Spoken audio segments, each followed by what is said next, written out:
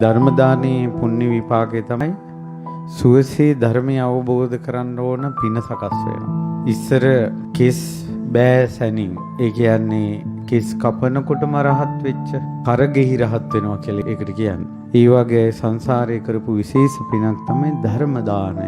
එක්කෝ තමන් ධර්මය දන් දෙනවා ධර්මයේ කියනවා. එහෙම නැත්නම් දේශකයන් වහන්සේ නමක් වඩම්මලා මිනිසුන්ට ධර්මය අහන්න සලස්වනවා. එතකොට බුදුරජාණන් වහන්සේ වදාලා කෙනෙකුට අනුකම්පාවක් තියෙනවා නම් බුදුරජාණන් වහන්සේ ආනන්ද ස්වාමීන් වහන්සේට වදාලා පින්වත් ආනන්ද ඔබ යම්කිසි කෙනෙකුට අනුකම්පායි නම් දයාවන්ත නම් ඥාතියෙක් වෙන්න පුළුවන් යාළුවෙක් වෙන්න පුළුවන් ගමේ කෙනෙක් වෙන්න පුළුවන් මේ රටේ ලෝකේ කෙනෙකුට ඔබ අනුකම්පායි නම් ආනන්ද ඒ අය බුදුරජාණන් වහන්සේ කෙරෙහි සිත පහදවන්න ධර්මයේ සිත පහදවන්න සංඝරත්නය කෙරෙහි සිත පහදවන්න පංචශීලයේ ආර්යකාන්ත සීලයක සමාදන් කරවන්න ආනන්ද උන්ට චතුරාර්ය සත්‍ය ධර්මයේ දේශනා කරන්න කියලා. එතකොට ධර්ම දානේ දෙන කෙනා ඔන්න ඔය සීමාවේ ඉන්න ඕන. එතකොට ධර්ම දානේ දෙන කෙනාගේ අදහස වෙන්න ඕනන්නේ මගේ ඥාතීන්ට ගම්වැසියන්ට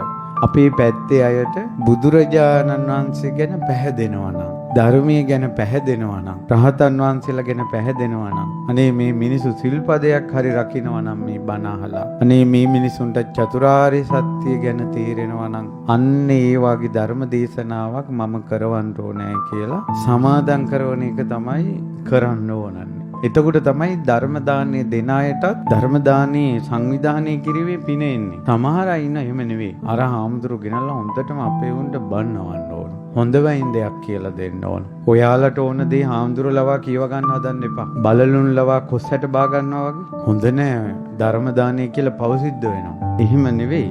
බණට ආරාධනා කරන්න ඕන ස්වාමීනි අපිට අනුකම්පාවෙන් දහම් දෙසන්න කියලා. ඒතර ස්වාමීන් වහන්සේ තමයි අනුකම්පා කරලා එයාලට සුදුසු බණ දේශනා කරන්න. අපිට ඕනේව මිනිස්සුන්ට කියවන්න හදලා අර මේ හාමුදුරන්ට බණ උගන්වන තැනට යන්න හොඳ නැහැ. ඒකට එයාගේ අදහස මිනිස්සුන්ට හොඳ ධර්මයක් දීම නෙවෙයි. අර එයාට කියා ගන්න බැරි ටික හාමුදුරලවා කියව ගන්න. කාට හරි බනින්න වුණත් හාමුදුරනමක් ඔය හරි බැලලා තිනවනම් ඒ බන කෑල්ල කපලා අර අයට යවනවා. Tamanට බනින්න බැරි ටික තවත් කෙනෙක් ලවා කරනවා. හොඳ නැහැ.